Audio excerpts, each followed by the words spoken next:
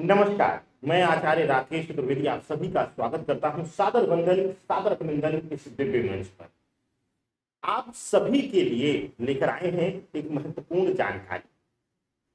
शरद पूर्णिमा, शारदीय पूर्णिमा, यूं तो इसको अमृत वर्षा का दिन कहा जाता है, लेकिन अक्सर अब कलयुग की प्रधानता जैसे जैसे बढ़ते जा रही है, शरद पूर्णिमा हो या किसी भी व्रत त्योहार को देखें, उसको लेकर के भ्रम और असमंजस की स्थिति बनती जा रही है। सबसे पहले इस वीडियो में दूर करेंगे आपका भ्रम कि आपको शरद पूर्णिमा का यह त्योहार जो है, व्रत जो है, या जो अमृत वर्षा अमृतपान का दिन है वह कब मनाना है। फिर चर्चा होगी इसकी महत्ता के बारे में और साथ ही जानेंगे किन राशियों के लिए यह शरद पूर्णिमा अमृत वर्षा के समान है, यानी कि उनको इस शरद पूर्णिमा पर अमृत पान करने का मौका मिलेगा, कष्टों से मुक्ति लेंगे। देखिए, शरद पूर्णिमा का महत्व हमारे इष्ट काल से, जब से हमारे पूजनीय, जब से हमारे देवी देवता रहे हैं इस धरा पर, जब जब आए हैं, उन्होंने भी इसकी महत्ता, इसकी पूर्णता का प्रभाव का भोग किया है। श्री कृष्ण जी के लिए खास करके कहा गया है, क्योंकि चंद्रमा 16 कलाओं में माहिर है, उसके बाद धरा पर अगर कोई अवतार हुआ है तो उसमें भगवान श्री कृष्ण हमारे प्रधान है।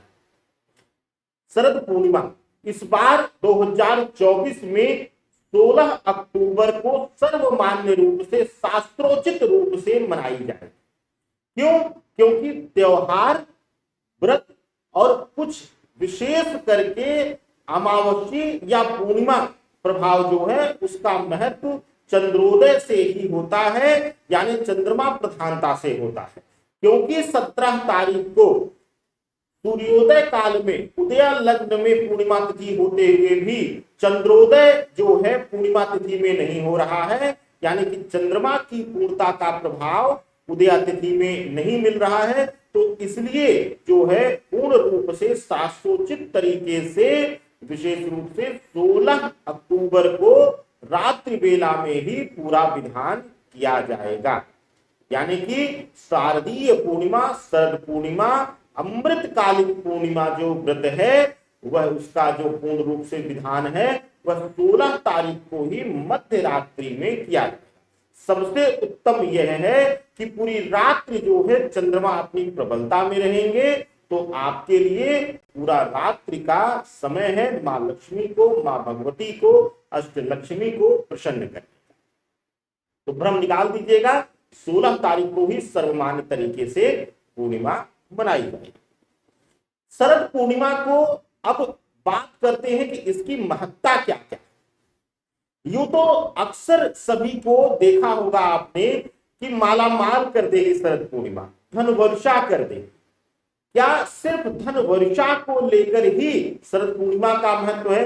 क्या सिर्फ चलित लक्ष्मी के लिए ही शरद पूर्णिमा को जाना जाता है? नहीं। चंद्रमा 16 कलाओं में माहिर, 16 कलाओं में सबसे प्रधान कला है अपने संबंधों को सजो करके, संवार करके रखने की कला। अगर आप अपने हर संबंध को सजोकर, संभाल कर चलने की कला सीख लेते हैं तो लक्ष्मी आपके पीछे पीछे, चलित लक्ष्मी चलने लगे। यह मां लक्ष्मी स्वयं कहती है। यानी कि जब आप अपने अंदर पुरुषार्थ लाएंगे, यानी कि पराक्रम लाएंगे, संबंधों को संभालने की, संबंधों को सजोने की, इस संसार में सभी को एक साथ लेकर चलने की, तो आपके अंदर पुरुषार्थ आएगा, पराक्रम आएगा और लक्ष्मी आपके साथ साथ चलेगी।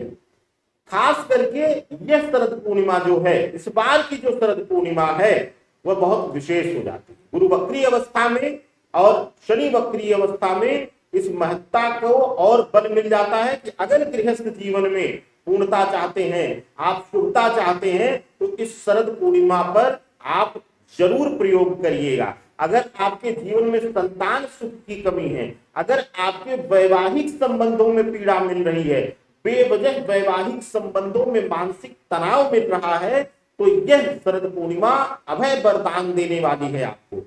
इस शरद पूर्णिमा पर एक प्रयोग कर लीजिएगा, आपके लिए जो है पूर्ण रूप से चंद्रमा की शीतलता आपके संबंधों में आएगी और आपके संबंधों को परिपूर्ण करते हुए प्रदान सुख समृद्धि करेंगे। आइए जानते हैं उस प्रयोग को। आज यानी कि शरद पूर्णिमा के दिन आप विशेष रूप से यह क्रिया करिएगा। रात्रि बेला में लगभग 10:40 के बाद खीर बनाइएगा और खीर में मीठा मत डालिएगा, यानी कि कोई मिष्ठान मत डालिएगा, चाहे गुड़ हो चाहे चीनी हो, कुछ भी मत डालिएगा। और जब जो है स्वतः जो दूध पक करके लालिमा लेकर के मिठास ले ले, तो उसमें जो है चावल डाल करके और आप खीर जो है बना लीजिएगा। खीर बना करके शांत मन से जहां चंद्रमा की रोशनी आ रही हो वहां रख करके खुले में, और पति या पत्नी दोनों साथ में रहे तो बहुत अच्छा है, नहीं तो कोई भी एक प्रयोग अकेले भी कर सकता है। वहां पर बैठ करके आप दिव्य मंत्र का जाप करिएगा। किस दिव्य मंत्र का जाप करना है वह भी सुन लीजिए। क्लीं कृष्णाय नमः, क्लीं कृष्णाय नमः। इस मंत्र का आप जाप करिएगा और प्रातः काल स्नान इत्यादि करके मुंह में कुछ मत डालिएगा, यानी कोई भी जो भोज पदार्थ है वह मत खाइएगा।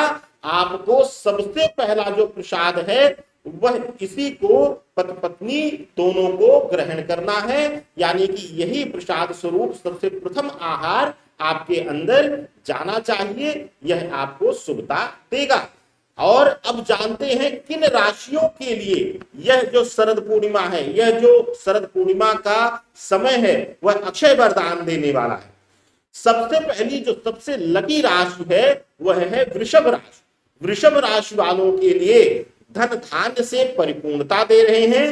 धन धान्य की पूर्णता दे करके कर्ज से मुक्ति प्रदान कराएगी यह शरद पूर्णिमा। अगर इस शरद पूर्णिमा पर आप प्रयोग कर लेंगे और इस शरद पूर्णिमा पर अगर आप मां लक्ष्मी को प्रसन्न कर लेते हैं। और दूसरी जो सबसे शुभ राशि है वह है धनु राशि।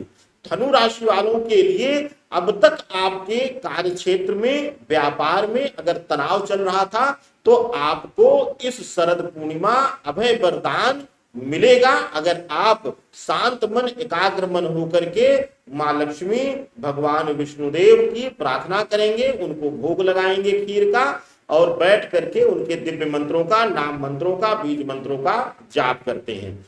और तीसरी सबसे जो लकी राशि है वह इस शरद पूर्णिमा पर वह है कुंभ राशि।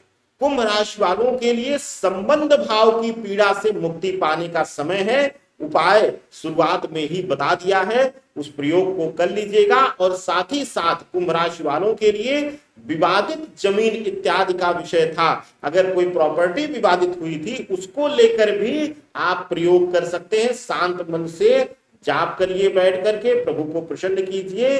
ओम नमो भगवते वासुदेवाय इस मंत्र का जाप करिएगा, या फिर ओम श्रीम लक्ष्मी नमः यह मंत्र आप पाठ कर लीजिएगा। आपके लिए अद्भुत अविस्मरणीय फल आपको मिलेगा।